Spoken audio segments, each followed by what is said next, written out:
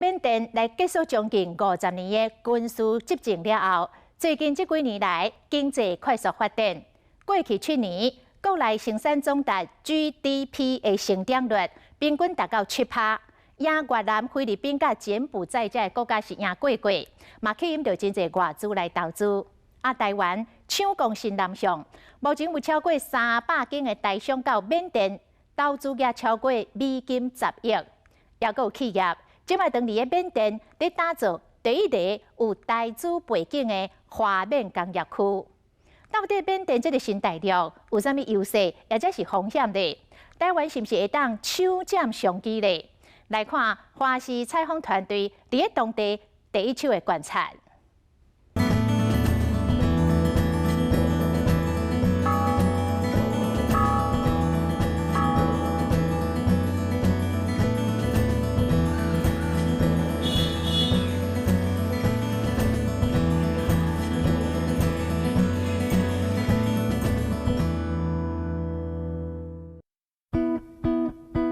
世界拢是上万大楼金碧辉煌的雄伟佛塔，这也是缅甸上界大的都市仰光。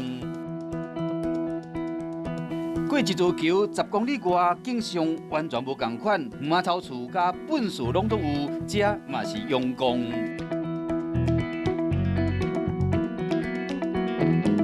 福雅山都市庄卡超够济，最近几年来，全缅甸汽车的数量增加到50万台，超过一半拢集中伫这个发展脚步上紧的所在。远看过有8成是日本的二手车。Oke, minggu apa? Di jamu padang ceculi, kau ni ah, ngaya butuh lupa. 进入市区，无论是观光客还是民众，入到商场拢爱经过安检。当年来建甲罗兴亚南面的敏感议题，和这个开放较慢的国度，依然充满着警戒气氛。唔知咱乡亲眼中的缅甸是什么款的模样？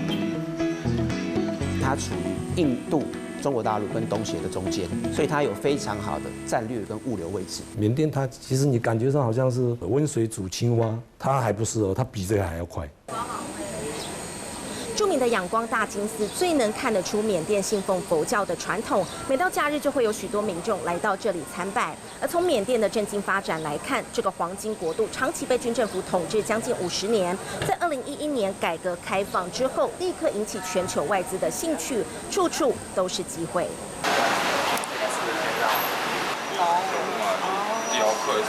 人家上门卖鸡的头家是讲中文，安尼较会成。缅甸天然资源真丰富，劳力阁充沛，而且真俗。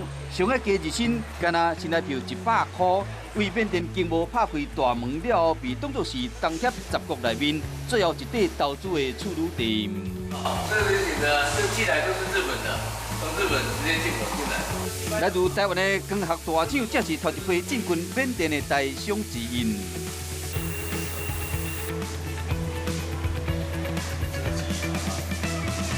光学镜片为细到大，无论是手机啊、相机显微镜，甚至是镭射科技的镜头、镜片，拢有伫做。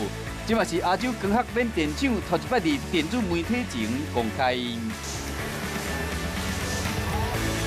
缅甸是母系社会，由女性负责厝内经济，所以讲工厂内清一色拢是女员工，每一个厂区、每一个厅室拢真正面。အဲ့လို lens ကင်တွေ့တဲ့နေရာကျတော့တိတ်ပြီးတော့အခက်ခဲတော့မရှိဘူးဒါပေမဲ့အဲ့ဒီ lens okay တစ်လုံးဖြစ်ဖို့အတွက်အခက်ခဲရရှိတယ်သူ့ရဲ့ဒီ lens okay တစ်လုံးဖြစ်ဖို့အတွက်ကိုသူတို့တောင်းဆိုတဲ့အရေးအသွေးတွေပြည့်မီအောင်လို့缅甸人呢是比较小巧玲珑，然后手脚说实在很灵活的，非常注重礼节，那么遵守规定。最好的一个就是他们流动率很低。流动率低，这个品质的管制就非常的方便。2003年，中国日历成本增加，亚洲光学将研磨厂搬位南边过来到仰光，变成缅甸头一间外资的电子厂。以精准的眼光看准缅甸的市场，发展到今嘛16年啊。不过缅甸的基础建设无够，用水用电甲政府的效率拢有变数。开发中的国家呢，大家都会碰到电力啦、水利啦这方面的这个不足，这是一定的。现在外资越来越多，我相信呢，这个供电的问题呢，也会发生这个供应不足的这个现象。不足的时候，我们随时都能够有这个自己准备的这个发电机在运作。它的这个发展的潜力，只要其他的条件能够慢慢能够跟上配合的话，应该的发展是无可限量的了哈。所谓其他的一些限制的因素，包括缺水、缺电、土地这个容易产生争议然后政府的行政效率还没有那么好。那另外一个就是它的政治的发展还不是那么民主化了。缅甸2017年国民生产总值是差不多667亿美金，差不多是越南的1/3。不过过去的7年，每年平均 GDP 的成长率达到7%，越南平均的成长率是6.5%。缅甸市场发展继续的成长，变成拓荒者眼中的新大陆。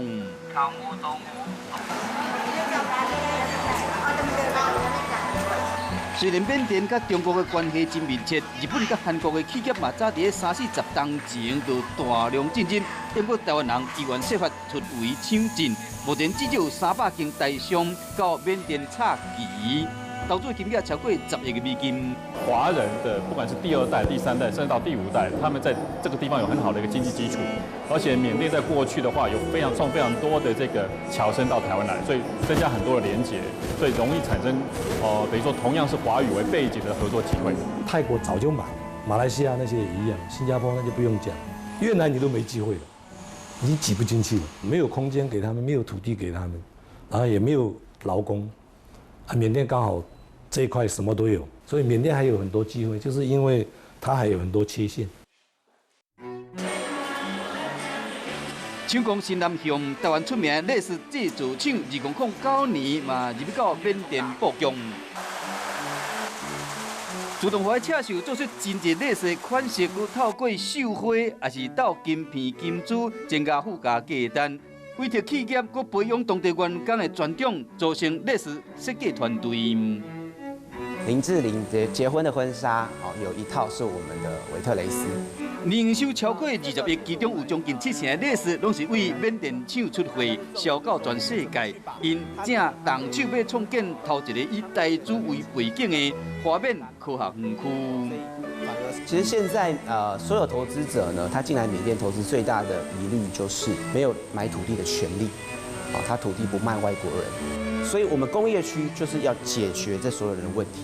我们是阳光省，除了经济特区以外，现在唯一第一个最快可以落成的一个工业区，它是外资可以100%合法持有。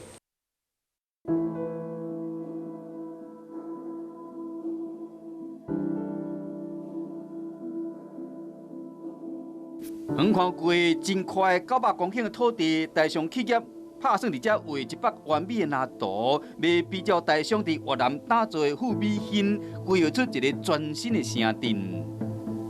我们总共可以创造15万个就业机会。那当然呢，国外投资总额呢，可能可以超过10亿美金。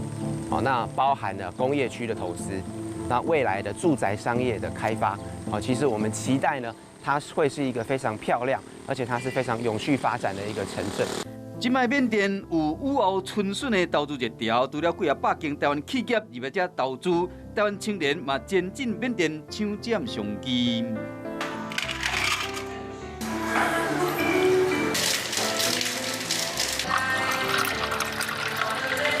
今仔29岁廖建敏，2017年结束本来伫经营的网络拍卖生意，决定甲女朋友到外国来打拼，炸着台湾的招牌珍珠奶茶来征服缅甸。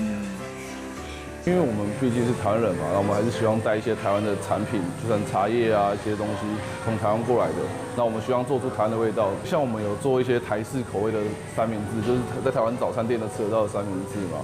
一杯饮料是2700块的缅甸钱，算成是台票50几块，以当地物价来算，价效较偏悬。是当地人半工的薪水，要么一工会使卖200杯。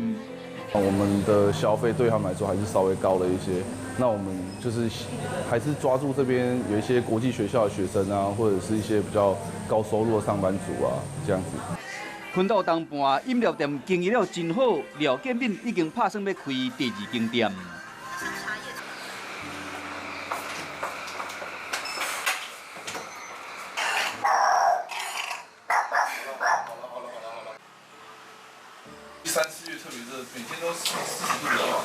然后太阳很大嘛，因为那时候是完全不会下雨。环境、食食文化拢无共款，这对情侣原拍拼要适应缅甸的生活，也毋过有理想，因决定手牵手，甲这块净土做伙成长。选择到缅甸的台湾青年也有因。做永光上贵的商办大楼，39岁詹钦朴是头一个伫缅甸开业的台湾律师。知道这里当时发展还很滞后，对吧？但是我觉得它有机会，所以就留在这里。是从无到有，一砖一瓦叠出来，基本上就是慢慢一步一步逐步扩充，那存活下来。2013年，詹钦朴争取派去缅甸一个人到外国打天下。即马律师事务所有将近40个同仁，伫缅甸的规模是数一数二。伊用真大用眼看准外资抢进，法律咨询的需求将会大量增加，成功抢到先机。外商进来很积极，所以基本上是一个洛阳纸贵的局面。就是无论是服务提供啊各方面，其实成本都很高。那成本很高，其实也代表着那个市场能负担的费用很高嘛。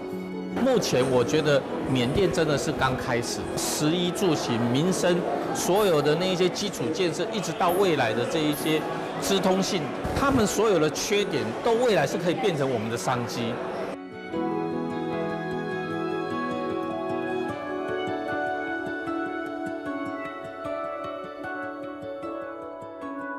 缅甸有人讲伊是落伍的国家，也有人形容伊充满挑战、充满机会。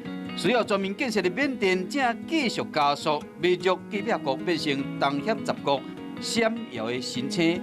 台湾人到缅甸放眼未来是大胆，而且以数十年后愿景，希望伫这个土地开创家己的黄金时代。